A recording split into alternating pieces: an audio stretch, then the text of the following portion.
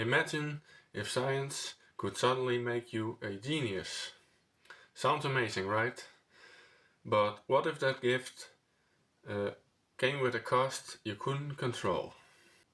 That's the heart of Flowers for Algernon by Daniel Keyes. It's not a big epic with spaceships or galactic wars. It's actually a very small, very personal story.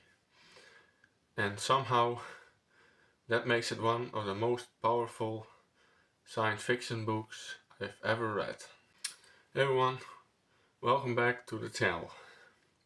Today we're diving into Flowers for Algernon.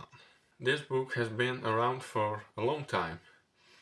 It actually was first published as a short story in 1959 and then expanded into a full novel in 1966. And it's stuck around ever since. They teach it at schools, book clubs still pick it up, and readers continue to recommend it as one of those must-read classics. And I kept hearing about it myself, and when I did finally read it, I completely understood why. It's short, it's accessible, but it hits hard. And don't worry, this review will be spoiler free, like always.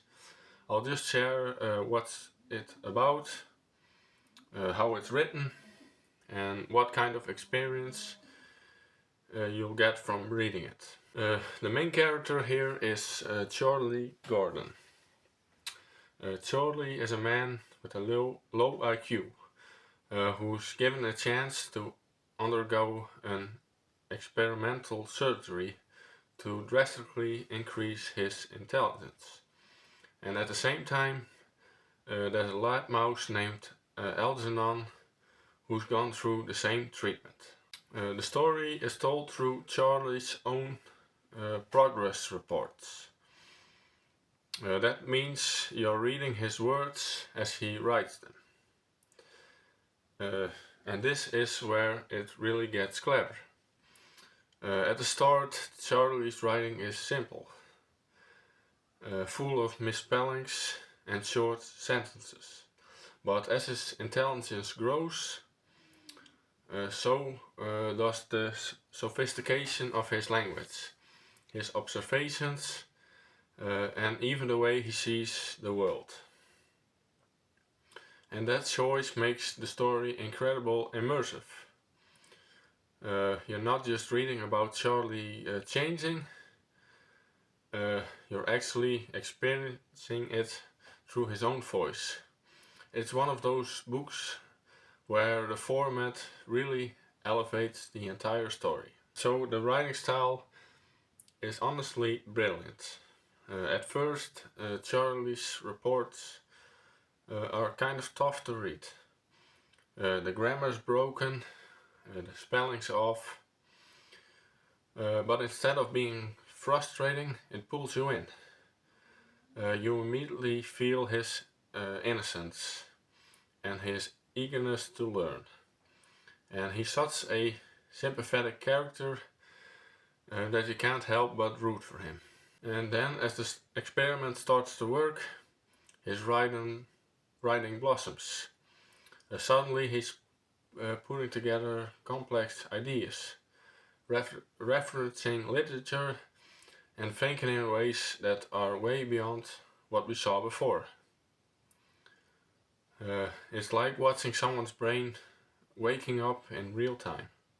Here's the part that hit me. The better his writing gets, the more distance you start to feel between Charlie and the people around him. That shift is so subtle, but it feels powerful. The style itself tells the story. It's not just a gimmick, it's actually the emotional core of the book. This is a short novel, but it covers some big themes. Like, is intelligence really the same as happiness? The book makes you think about whether knowing more always makes life better. And how do we treat people who are different? Charlie's journey shows the good and bad sides of how society reacts to those who don't fit the norm. And what responsibility comes with scientific progress? Just because you can change someone's life, does that mean that you should? How much of who you are is tied to what you know, and how much is about how you feel? What I love is that these themes don't feel like abstract philosophy. Because you're always inside Charlie's head, they're personal. You don't just think about these questions, you feel them. And even though this was written in the 60s, none of it feels dated. And honestly, with today's conversations around AI and biotech, it feels more relevant than ever. And then the characters. Charlie is such a memorable character. You see every stage of his journey, from his childlike innocence to his intellectual brilliance. And it's impossible not to feel connected to him. You're cheering for him, you're hurting with him, and sometimes you're uncomfortable with what you see.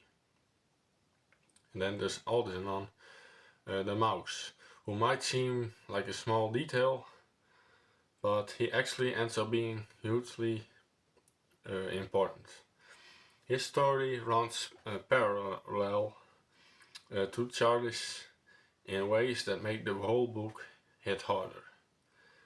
And the side characters are also really well drawn. Some are kind, some are cruel, and some are just indifferent.